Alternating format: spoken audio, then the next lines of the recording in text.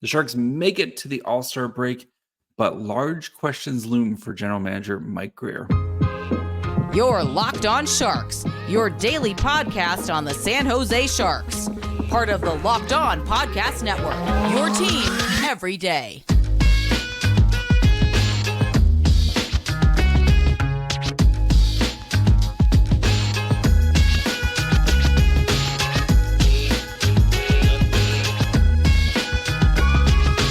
Hello, welcome to Locked On Sharks, the premier hockey podcast covering your favorite team in the Bay Area. My name is JD Young, contributor at San Jose Hockey Now, and I want to thank you for making Locked On Sharks your first listen. Probably part of the Locked On Network. We cover your team every day. If you want to be an everydayer, all you got to do is just follow wherever you get podcasts, or you can watch this on YouTube as well, or do both. Both is great. And today we're going to be quickly going through this Sharks Ducks game, which had very much the Friday final where the entire campus is closed except for like one class that you happen to be stuck in. That was us and Ducks fans having to get through this game while everyone else is on break. So we're going to be discussing this game, and we're going to look at some of the big questions for Mike Grier, including, can we start trading people? And the defensive logjam. So before we get into all of that, do want to let you know that today's episode is brought to you by FanDuel. Make every moment more. Right now, new customers get $200 in bonus bets if your first bet of $5 or more wins. Visit FanDuel.com/lockedon to get started. So normally with these game breakdowns, right, we spend the first segment kind of talking about the big takeaway. The second one, we kind of dig into the numbers. This game was an absolute slog. Let's just start there. Both teams already looking forward to vacation. And I don't know how the Sharks were leading this game for a good chunk of it. It was very much like neither team wanted to be there. So we're just gonna kind of go through some of the key takeaways of this game, and then we'll move on to other things to talk about, because again, if the Sharks and the Ducks didn't want to be there, yeah, right, like nobody wanted. Everyone was just looking ahead in this game. That's perfectly fine. So big takeaways from this game. One, Shakir Mukhamadullin getting his first NHL point, got the primary assist on Anthony Duclair's power play goal. Sharks snapped their 0-for-18 streak on the power play with that goal. Congratulations to Shakir Mukhamadullin. I thought he looked okay tonight, which is fine, right?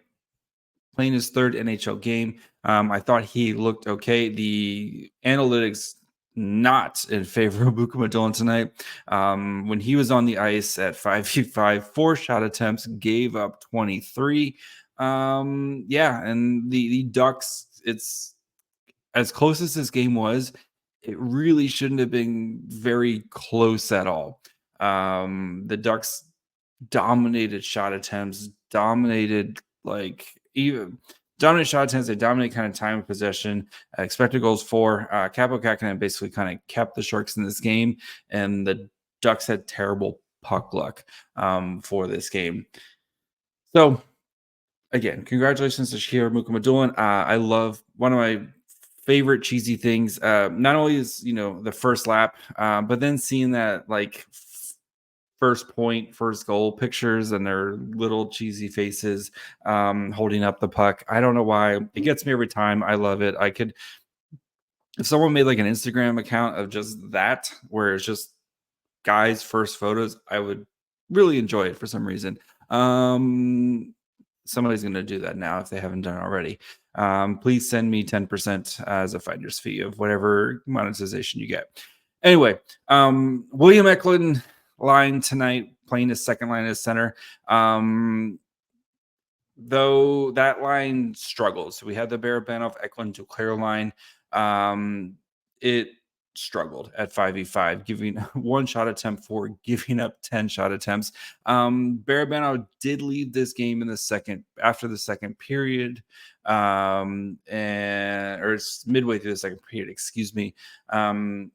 And they say it's probably not too serious, especially now with 2 weeks off. Again, the Sharks don't play again until Valentine's Day, so you're gonna spend your Valentine's Day with me. So heart. Anyway, 1 to 10, yeah. So 1 to 10, Barabanov left. Then we saw kind of a mismatch of lines. I thought Eklund played a little bit better as the game went on, but it's just interesting, right? I talked about in the preview, like Leo Carlson, like Tavish. These are going to be guys that the Sharks are going to, I've talked about this before, right? These are going to be guys that the Sharks are going to have to deal with down the middle. And those guys are only going to get better, right? Leo Carlson got the primary assist on the game-winning goal, or on the game-tying goal, excuse me. Like these are your peers that you're going to be kind of compared to.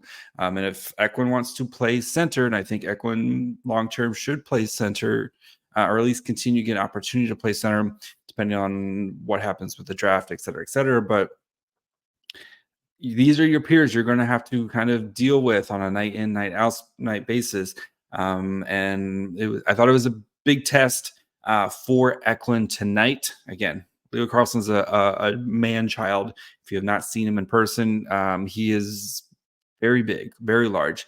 And that guy's only going to get stronger. So just interesting, right? Mason McTavish, the same draft class as Eklund, who has been playing center for basically since he got there.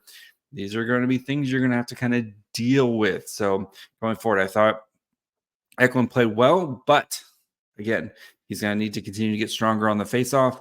And I think defensively, right, you're going to have to kind of deal with those guys. And how do you kind of deal with that? But Eklund was shifty again tonight. His forechecking led to, again, winning a board battle, getting the puck up to the point, which led to the Vlasic goal. Congratulations to Vlasic with 3 goals in 3 straight games. Erik Karlsson 2.0, apparently. Who knew? But and then I think the other kind of big takeaway was I think Kaapo Kähkönen continues to play well. I'm very intrigued to see what the Sharks do, especially with the goaltending position going forward. But Kaapo Kähkönen tonight, 31 saves on 34 shots, 389 expected goals, gave up 3 goals.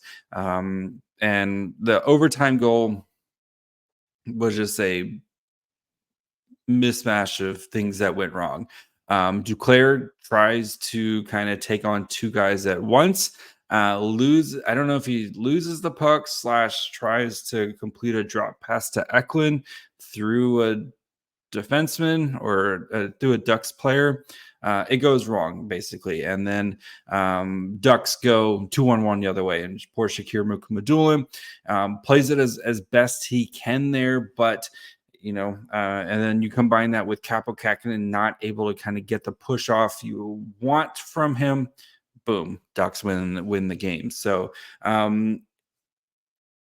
it's comparing this to like the Blackwood shutout, right? Blackwood faced 32 shots, made 32 saves, but I think Kaapo Kähkönen had a much tougher night tonight. 8 high danger saves on 10 high danger shots, 8 mid danger saves on 9 mid danger shots, and then 15 of 15 low danger saves. So Blackwood, I think, had 4 high danger saves that he had to make last night. So it was just kind of a catastrophe of and that's been the Sharks, right? Is that compounding thing. When one thing goes wrong, it just kind of compounds into other things where Duclair probably shouldn't try to take on 2 guys at once, especially on a 3-on-3 situation where you have Shakir Mukhamadullin, who's a rookie playing in his 3rd games, and William Eklund, who's behind you, but there's a kind of a player between you two. Just not a smart decision there to try to make that play. And then, of course, right, leads to the goal the other way. So, yeah, it is what it is. So, again, this very much had the let's just get out of here. My flight leaves at 7 a.m. tomorrow, and I need to get home and try to pack still, feel to it. So I think both teams are wanting to kind of get out of there. So I think we want to get out of this game too and talk about some other stuff. So we'll do that here in just a second, including starting to look at, we had a big trade in the NHL. It is time for Mike Grier. I know we're going to have the roster freeze here in a minute, but is it time for Mike Grier to start getting some pieces moving, start freeing up some guys here and start giving opportunities to younger players? Then we'll look at the defensemen and what to do when everyone starts to get healthy. So we'll get to all that here in just 1 second.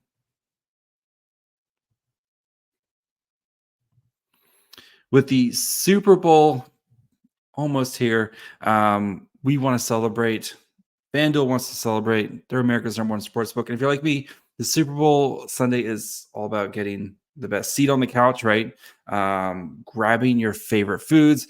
I'm going to probably barbecue or something that day, making sure that we have way too much food that you don't need. And then also making sure I put in some super bets. I've said it before, and I'll continue to say it. I love the Christian McCaffrey rushing touchdown, Christian McCaffrey receiving touchdown. I think McCaffrey is going to have a monster game against the Chiefs, and I think they're going to have to ride him to victory. And I think Shanahan, I think he takes care of the demons and finally wins his first Super Bowl. So FanDuel's got you covered because there's just so many fun ways to bet for Super Bowl 58. They've got plenty of touchdown bets. They have plenty of bets on points scored. Whatever you want to bet on, FanDuel is going to have you covered. So new customers join today. You get $200 in bonus bets if your first bet of $5 or more wins. Visit FanDuel.com/lockedon to get started. That's FanDuel.com/lockedon. Make every moment more with FanDuel, official partner of the NFL.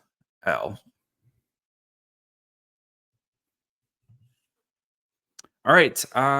So let's get into some of the big questions, looming questions. I think we as Sharks fans, right, we are looking forward to this trade deadline and how Mike Grier is going to cobble together as many assets as possible going into this. And again, we're gonna have a roster freeze here really soon. We had a kind of the first big domino get traded with Lindholm going to Vancouver. And there's not like a bunch of big names. I think that was kind of the biggest name out there. There's not like a ton of big names out there. So I think it's going to be about trying to squeeze as much juice as you can from whatever you have. And just a reminder, so here are the kind of the potential guys for the Sharks, right? You have your guys who are going to be, you're usually in the last year of your contracts. And the Sharks have a lot of those guys, actually. It's just, the problem is there's not, again, I don't know what you're getting for all these guys. So we'll kind of go through, again, just a quick reminder, going through the names here. So Kevin LeBanc, last year of his 4.725. Mike Hoffman last year of his 4.5 million. Anthony Duclair last year of his $3 million deal. All those guys are UFAs. They will be free agents at the end of the season. Luke Cunnin last year of his 2.75 RFA. So you still own his rights. So if whatever team wants to potentially trade for him, I wouldn't be surprised if a team wants to add somebody like Cunnin, play penalty kill, come in, play bottom six, and then you own his rights going forward, right? Barabanov, last year of his $2.5 million deal. Philip Zadina, $1.1 million deal, also an RFA. Then you have Justin Bailey and Ryan Carpenter, both league min guys at with the last year of their deals at and they'll be UFAs. On the defense side, Jacob McDonald, who gives you some nice versatility playing forward or defense. He's been mostly playing forward for the Sharks last year of his deal, vet min. And then the Sharks have some young defensemen, which I don't see them trading, but just put him out there. $825,000 for Kalen Addison, Okhotiuk in the last year of his ELC, and then Ty Emberson. Sorry, excuse me, not last year of his ELC for Okhotiuk. And then Ty Emberson, who's on a 1-year kind of vetmin type of deal as well. And then Kaapo Kähkönen, also free agent this year. As for the injured reserve guys who will be back, David Quinn did expect, he kind of feels like everybody should be back this year. That's, looking at Granlund, Ferraro, Thrun, and Giovanni Smith all could be back after the All-Star break. So I think the big one still, I think Duclair is basically as good as gone. I don't think this year has gone anywhere near what Duclair expected and what the Sharks expected. And remember, Anthony Duclair is his own agent. So it's not like he has to, literally Mike Grier can come downstairs, Duclair, here's what we got type of things. What do you want to do? Duclair's his own agent. I think he is going to be looking to get out of town and try to go win a cup and go kind of join a race, right? Where I think he can be utilized better. LeBank's not getting traded because of that contract, right? Hoffman maybe, but I still don't see that contract unless the Sharks want to eat that contract. And remember, the Sharks can only eat one more salary this season, and that stays until the league new year on July 1st. So through the trade deadline, through the draft, that doesn't come off, that whatever retention you have doesn't flip over until the league new year, which is July 1st. So you would have to go through the draft potentially. I don't think the Sharks are going to make any massive moves at the draft, but just something to keep in mind.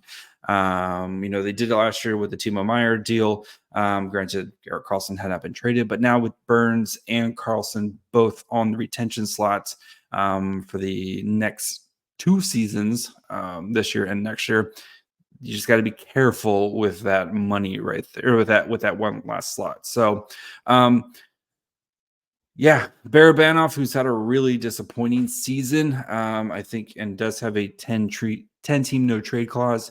I could still see a team, but I think he's worth potentially hanging on. And I know this season's been absolutely horrible, but I'm willing to look at the last 2 seasons of what we've seen from Barabanov compared to the one injury-plagued season on one of the worst NHL teams in recent memory, and maybe lean more towards that's the potential Barabanov we'll get. So if a team comes sniffing around, I wouldn't be surprised, but I think as of right now, we're over 5 weeks out from the trade deadline. I think Barabanov is more likely to stay rather than get traded. So Hoffman, like I said, that's a lot of money to try to get in. I wouldn't be surprised, like I said, with Cunnin, if a team starts to ask. I don't think people are going to be asking for Zadina again. Carpenter, Bailey, you never know. Again, both those guys are kind of free. I expect Carpenter to be back in the AHL here soon, especially if the Sharks get healthy down the center. And with the defenseman, I mean, the only one I think who could be potentially moved is Jan Ruda, but he does have 2 years left on his deal at 2.75. And it might be one of those where we'll trade Ruda and we got to maybe Sharks has to take back a bad contract for a team who's looking to add some defensive veteran guy who can come in and be your 6th defenseman, championship, et cetera, all that stuff. And maybe the Sharks take back a bad contract because the Sharks do have cap space to take back a bad contract. And maybe that kind of helps sweeten the pot a little bit, especially with the salary cap expected to finally go up next year, but it might be a dollar in, dollar out situation. And then Kaapo Kähkönen, I think, and Mario Ferraro, I think are your 2 kind of big pieces if you want to trade them. Kähkönen is going to be interesting because the Sharks have struggled at goaltending for so long. But it's, again, are you getting the Kaapo Kähkönen this year? are you getting the one last year? And one last year was one of the worst in the league, but Capo Kakinen has been really, really good this season. And what's it to you for a team that has struggled to find consistent goaltending, and then you're finally getting consistent goaltending this season? So I think it's just about Mike Grier sets a price, and if a team is willing to meet that price, and if they're not, I'm sure he'll be happy to try to re-sign Capo Kakinen to, an extension here. So, and then I think Mario Ferraro, plenty of conversations on this podcast about Mario Ferraro and kind of what he is, but 2 years left after this year at $3.25 million. Still only 25, kind of a heart and soul type of guy in the locker room. Has played better this year, I think, than what we've expected. And has kind of really taken on a huge role, especially with Carlson and Burns now out of the picture. But that's, again, I think it's kind of a lot like Capo Kakinen. Grier has a price in his head, and if a team isn't willing to meet it, then he doesn't get moved. But if a team's willing to meet that price, then I think Grier has a very long, hard decision ahead of him. So, and apparently Toronto's in on literally every defenseman that is potentially available. So, Mike Grier, you're going to have to make some space here soon with guys getting healthy. I wouldn't be surprised if at the All-Star break we start to kind of see things happening here soon. So, yeah, I'm going to set the over-under at 4.5 roster guys get traded. So going into the All-Star break, I think he traded more than that last year. So, 4.5 All-Star guys get traded before the trade deadline. So, all right. Before we finish this up, we're going to look at the defensive logjam and kind of what to do. And if the Sharks need to have a big question about Nikita Okhotiuk here in just 1 second.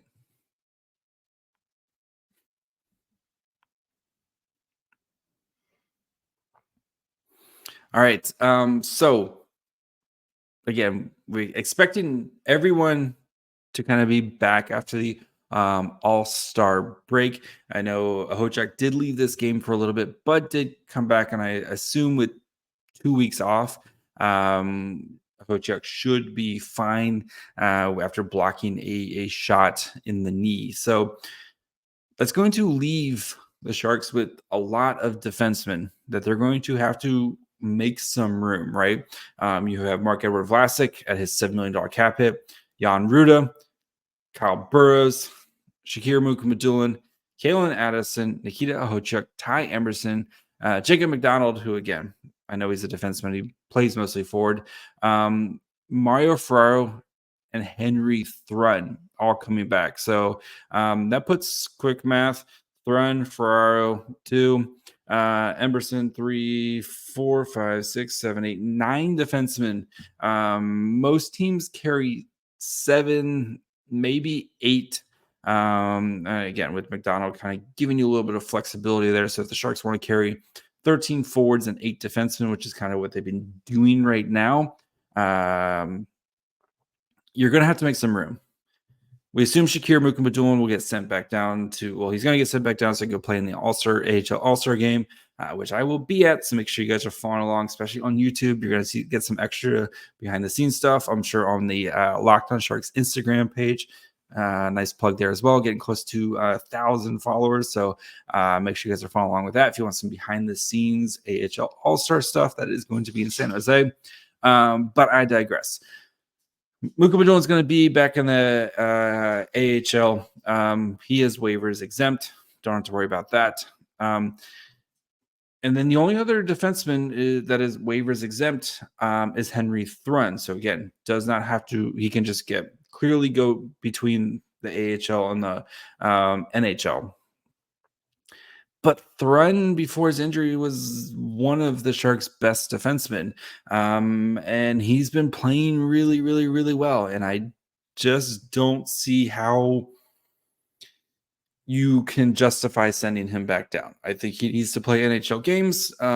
He came up right around Christmas, and he's been awesome since then. I would do not think you should send him down. So Can't send down Vlasic, absolute scoring machine. And again, you can't send down Vlasic.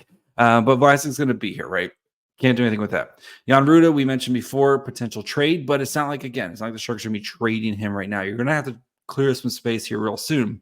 Kyle Burroughs, who's played most games, has been a healthy scratch here or there. Again, he's going to be sticking around, right? And Burroughs is like a perfectly cromulent 6 or 7 defenseman, right? Then you come down to Ty Emberson, who I know got benched tonight. I think he's still kind of dealing with an injury. But I don't think I think he's played really well for the most part. I know, again, didn't play well last game and then got benched tonight, also dealing with an injury. Hopefully 2 weeks from now, he's healthy, right? We're assuming everyone's kind of fully healthy at that point. Kalen Addison, again, part of a trade, but has been a healthy scratch a lot.